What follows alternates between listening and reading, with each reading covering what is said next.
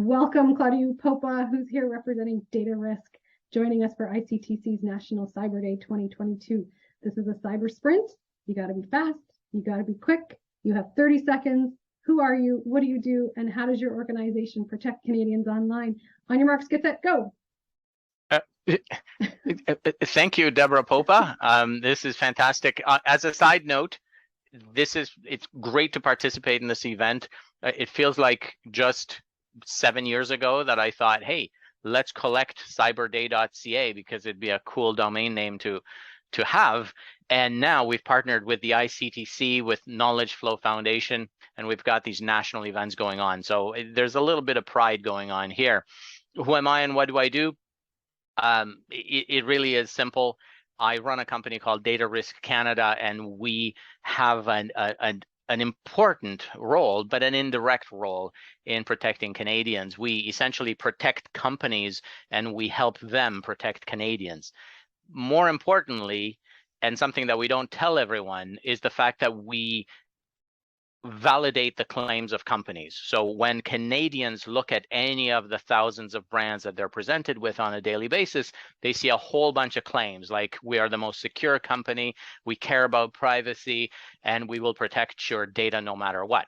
And then next thing you know is you receive a letter that says, we're sorry about any inconvenience that our data breach might have caused. We are the ones who go and audit these organizations, and we enable them to have an audit report that says, we do what we say we do, we have security in place, we comply with privacy law, and that is becoming a major tool in the ability of Canadians to determine which companies are more trustworthy than the ones that perhaps have not had such a great track record of cybersecurity. So you see, it really is very simple. Very simple. So, okay, you're a self-proclaimed cybersecurity expert. What makes you an expert? How do you claim to be an expert? That's a good one. Well, anyone can claim to be anything they want, really, especially in this day and age. If you've looked at the way politics works, it's bad. But as far as becoming a cybersecurity expert, it really is a matter of education, experience, certification. So these three things are what you need to have in order to be a cybersecurity expert. If you're just on TV or if you've written an article, it doesn't mean that you're a cybersecurity expert. If you're educated in information security, if you've got experience in the field, and if you have professional certifications, like all sorts of arcane names and initialisms after your name, then you can be called a cybersecurity expert. But there's more to it than that. There are some soft skills that you need to care about. And those soft skills will make you successful as a cybersecurity expert. You can be an obnoxious cybersecurity expert, and I do claim that I have a solid foundation in that. But if you're going to be a successful cybersecurity expert, you need to have three more things. One, the ability to communicate with different people. You need to be able to talk to technical folks as well as executives and managers, right? So in some cases, you need to do some translation. You have to have credibility, and that gives you respect in a company. And third, you need to be a team player. You need to be able to work with others, because cybersecurity is such a big field that different people need to do different things. Some people do IT security, others do physical security, others do cyber or privacy protection, etc.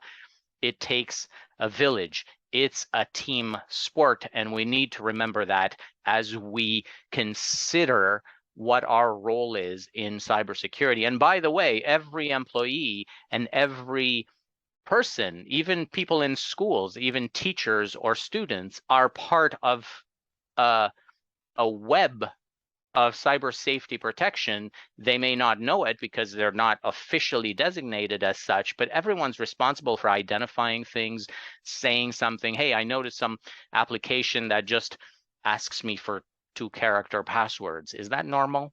Or I've noticed that there's a new tool that's been installed on my computer. Should I ask about that? Should I read a privacy policy? Do you need to communicate with others? That's how cybersecurity works. It's a team sport. Okay, and so what does a cybersecurity expert actually do all day? Contrary to popular belief, cybersecurity experts don't constantly run down cyber criminals, catch them, and then make minced meat of them. In many cases, we don't.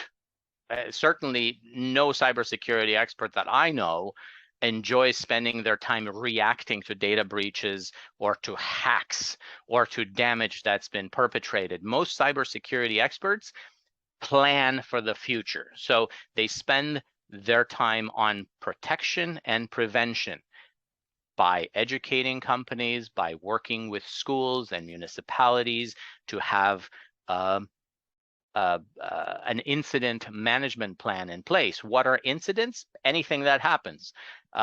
Events like odd behavior on computers are potential incidents that could be suspicious.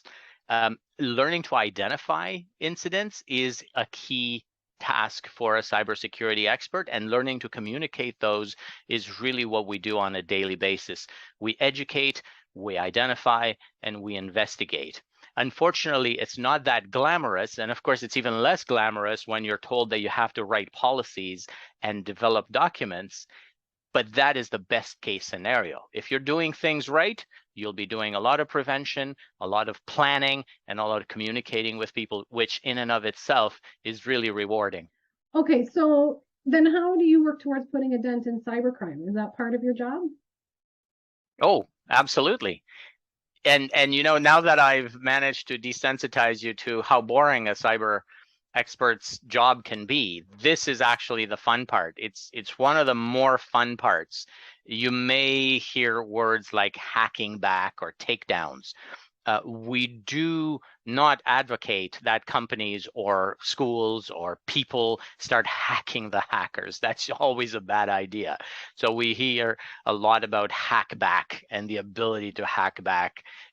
There's no hacking back when you're a cyber expert. However, you do something that's even more fun. You do takedowns. And when you see fraudulent sites, when you see sites that are copying your own school or your own company or impersonating you and your family online, there's something called a takedown. And that takedown allows you to use technology or reporting mechanisms to go to various organizations on the internet and let them know about this. And then you look at your watch and you say, okay, let's see how long it takes to take this this fraudster or this criminal down. Those are takedowns. Those are fun. It could be a subject of another video. The second thing we do is we enjoy turning people into hackers. And by hackers, we mean people who have a curiosity about learning technology, about learning their own responsibilities as a manager or a teacher or a parent. Turning people into hackers is always exciting, and this is what the KnowledgeFlow Foundation does really well. We do that within companies.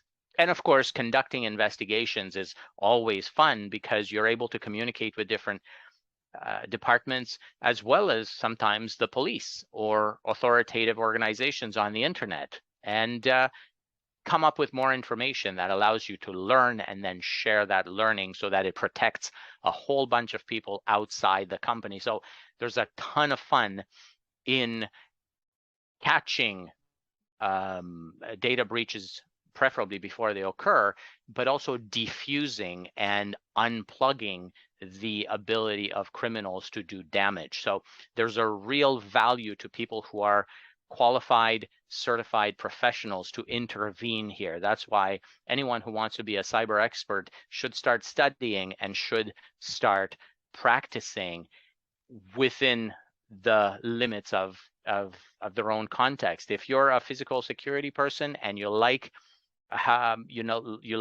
technology that keeps the bad guys out, great. If you are a person that likes software development and tinkering with code, it's an awesome opportunity to build in intelligence into those tools that identifies when somebody's trying to break your software and your program and your apps or your games. And it's the same for every aspect of cybersecurity. You pick your niche and get really good at it, and people will reward you for it. You will have value for companies, for schools, for municipalities.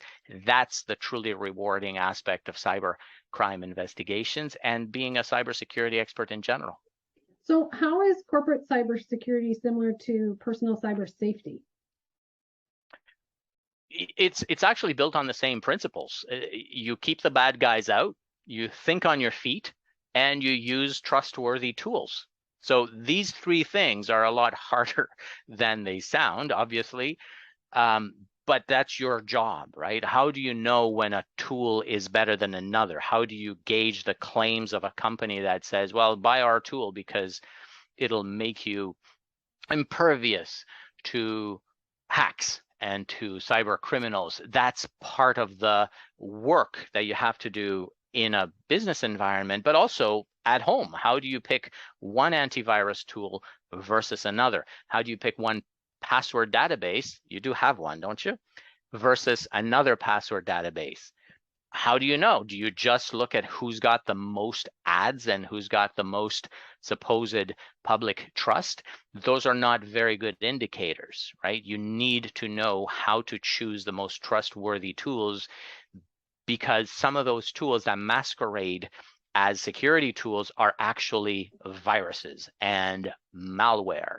And so if you develop that kind of cyber situational awareness, it'll be applicable at home as well as at work. It's always rewarding to learn more about cybersecurity. And we are going to learn more about cybersecurity because we're going to do another video where you answer some very specific technical questions. So thank you for this video, and we'll be back with video number 2. Sounds good.